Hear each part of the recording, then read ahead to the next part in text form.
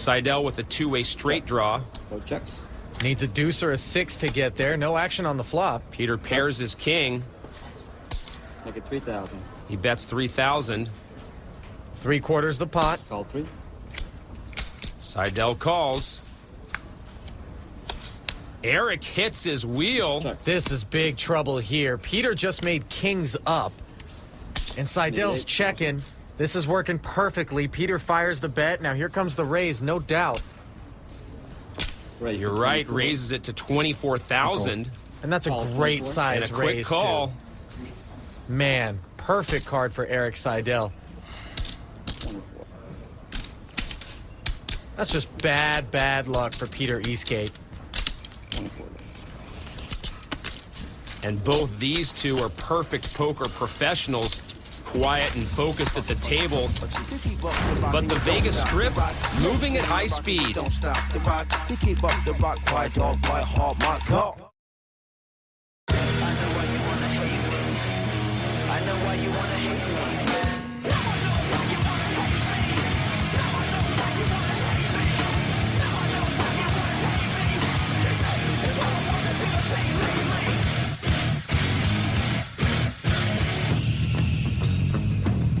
Some mighty big stacks. A lot of cash out there on the table, Ali, at those events. Not too often they pilot that high outside of a bank vault.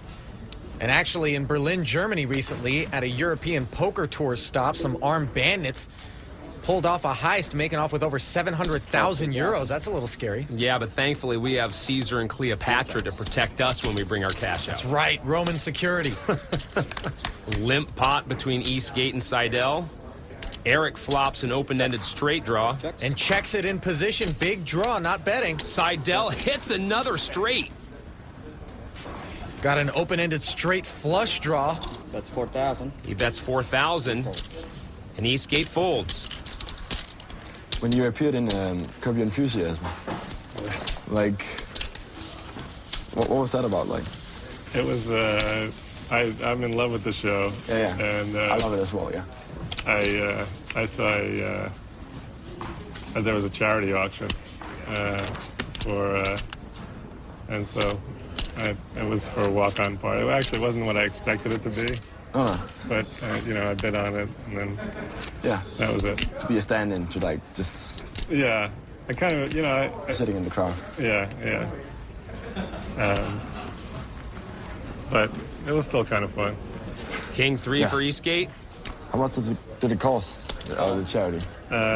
He limps in. It was 20,000. Ace 4 for Seidel. Checks. 20,000 just to be an extra. Must be nice. Jack high flop. Neither player connects. Both checks. Check. Eric pairs his ace. Eastgate drawing dead. Somebody just connected. 4,000. Seidel bets 4,000. Another quick fold from Peter. It's going to be tough for Eastgate to climb back into this match at this rate. Seidel's hitting everything. Back at the featured table, Jason Mercier trails by 55,000 chips against Scotty Wynn. Blinds at 1,500 and 3,000. 7-6 for Scotty. He calls. 7-4 for Jason. Checks. Scotty with the open-ended straight draw. Jason with a gut shot straight draw.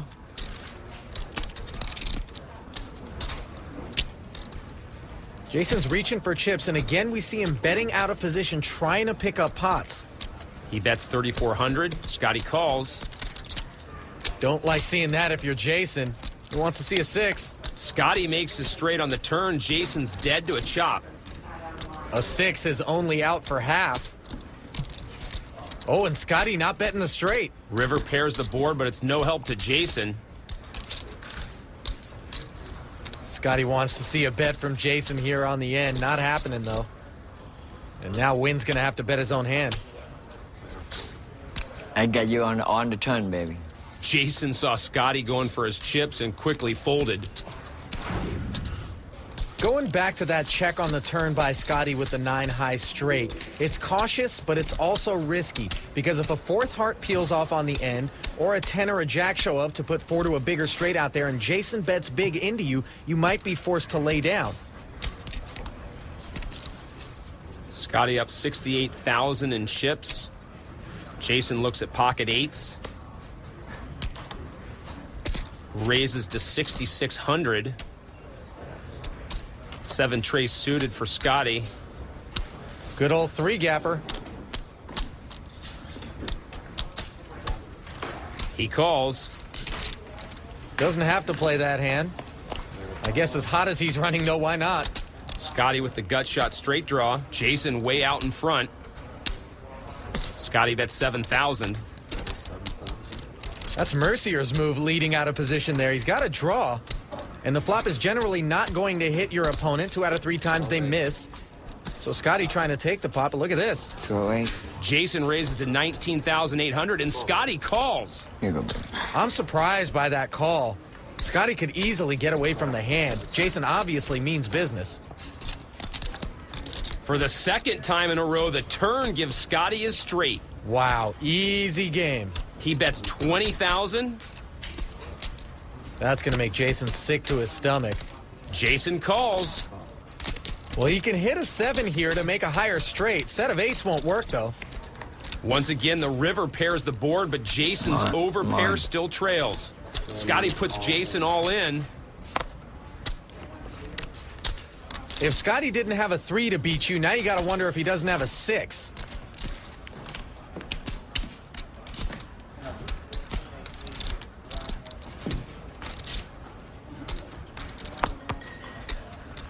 Another look from Mercier.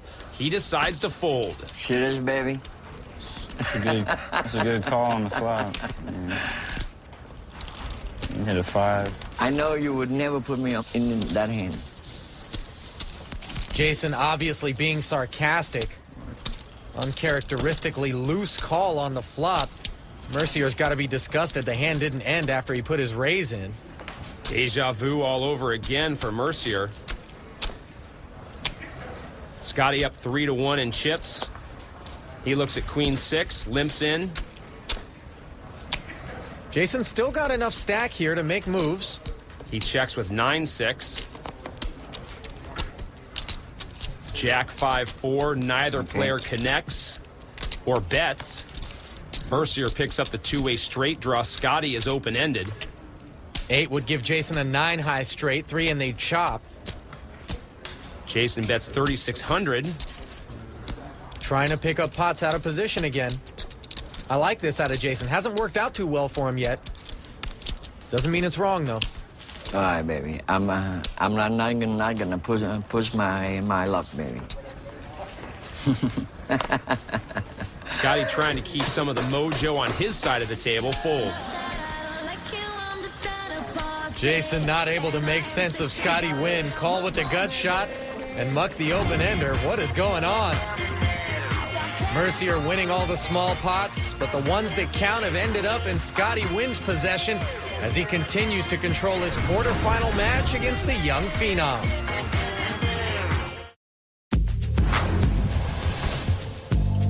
Back at the 6th Annual National Heads Up Poker Championship, there's Erik Seidel, who's gone from hard luck story to bona fide tough out at this event. Not looking good. And Erik Seidel, the 8-time bracelet winner, is once again eliminated in the first round at Heads Up. Just can't seem to crack the code in this format. I was not happy being 0-5, even though I knew it was due mostly to bad luck, because I remember the matches and was doing pretty well in all of them. I love this tournament, so it's been disappointing to not do well over the years. So it's nice to put together a little streak this year.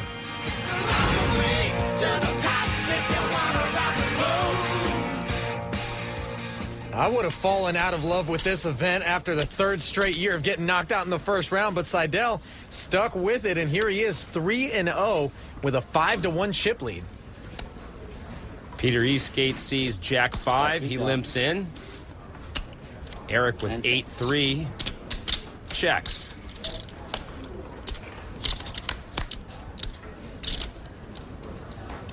Queen high flop. Check.